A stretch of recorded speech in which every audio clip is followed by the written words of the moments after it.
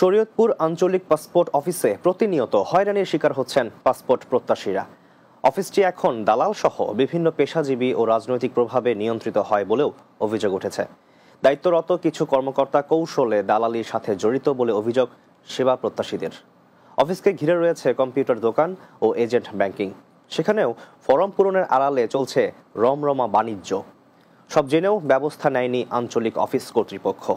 শরীয়তপুর প্রতিনিধি নয়ন দাসের প্রতিবেদন, জানাবেন সুরাইয়া সীমা। শরীয়তপুর আঞ্চলিক পাসপোর্ট অফিসে দালালদের হাত ধরে যে সকল গ্রাহক এসেছেন তাদের আবেদন ফর্মে ভিন্ন ভিন্ন স্থানে বিশেষ চিহ্ন দিয়ে দেওয়া হয়। তাদের আবেদন যাচাইয়ে কাউন্টারে শুধু চিহ্ন দেখা হয়। যে সকল ফর্মে চিহ্ন থাকে সেসব ফর্ম গ্রহণ করা হয় পাসপোর্ট অফিসে। চিহ্নবিহীন ফর্ম বিভিন্ন কৌশলে ফেরত পাঠানো হয়। পরবর্তীতে দালালের হাত ধরে এলেই সকল সমস্যার সমাধান হয় বলছেন ভুক্তভোগীরা। টাকার বিনিময়ে ওনারা সে কাজগুলো করে দিতেছে। ওনাদের কাগজপত্র কিছু থাকুক চাই না থাকুক, সব ডকুমেন্টস ফুলফিল হোক চাই না হোক, শুধু আপনার এনআইডি কার্ড থাকলেই চলছে বা ফটোকপি থাকলেই ওনারা ওই কাজগুলো করে দিতেছে। এখানে একটা দুর্নীতির একটা আখড়া, এখানে আনসার থেকে শুরু করে এডি পর্যন্ত এখানে টাকা খাচ্ছে। টাকা ছাড়া কোনো কথা নাই, এখানে টাকা দাও সব হবে।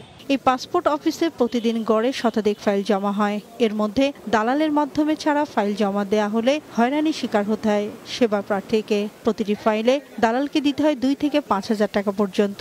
এভাবেই প্রতিদিন কয়েক লক্ষ টাকা ঘুষ বাণিজ্য চলে এই আঞ্চলিক পাসপোর্ট অফিসকে ঘিরে। আইডি কার্ডে হলো আপনার দন্তা সদিয়া লেখা, নাম শারমিন আক্তার, আর এটা হলো তালিবর সদিয়া লেখা এই কাবির নামায়। তো ওই ঢুকের সমস্যা হয়েছে। কম্পিউটারে কাজকর্ম করলে আমাদের 100 টাকা 150 টাকা 200 টাকা দেয়, কিন্তু আমরা যদি মনে করেন কোনো এই সাংকেতিক চিহ্ন বা চিহ্ন ব্যবহার না করি, যত ফ্রেশ থাক ফাইলটা তার অফিসে জমা নেয় না। অফিস কাউন্টার থেকে শুরু করে প্রতিটি ধাপে ভোগান্তি পিছু ছাড়ে না সেবা প্রার্থীর। দীর্ঘ লাইনে দাঁড়িয়েও ফাইল জমা না দিয়ে ফিরতে হয় অনেককে। এমন হয়রানির ঘটনা পাসপোর্ট অফিসে অহরহ চলছে জেনেও কোনো ব্যবস্থা নেয়নি সংশ্লিষ্ট কর্তৃপক্ষ। উল্টো দায় সারা জবাব সহকারী পরিচালকের। সাধারণত আমাদের ওই এনরোলমেন্ট কাউন্টার থেকে ফেরত দেওয়া হয়, কিন্তু ইন্টারভিউ কাউন্টার থেকে আমরা ডকুমেন্ট যেমন এনআইডি কার্ড, মূল এনআইডি কার্ড নেই, সেই ক্ষেত্রে আমরা ফেরত দিই।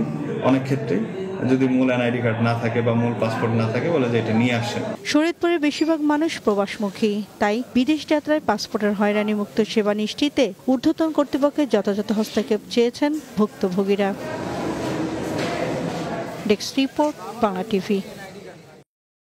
বৃক্ষপ্রাণ প্রকৃতি পরিবেশ, আগামী প্রজন্মের টেকসই বাংলাদেশ, এই স্লোগানে ভোলায় বৃক্ষরোপণ অভিযান ও বৃক্ষ মেলার উদ্বোধন করা হয়েছে। সকালে ভোলা জেলা প্রশাসন ও উপকূলীয় বন বিভাগের আয়োজনে বৃক্ষ মেলা উপলক্ষে বর্ণাঢ্য র্যালি জেলা প্রশাসক কার্যালয়ের সামনে থেকে বের হয়।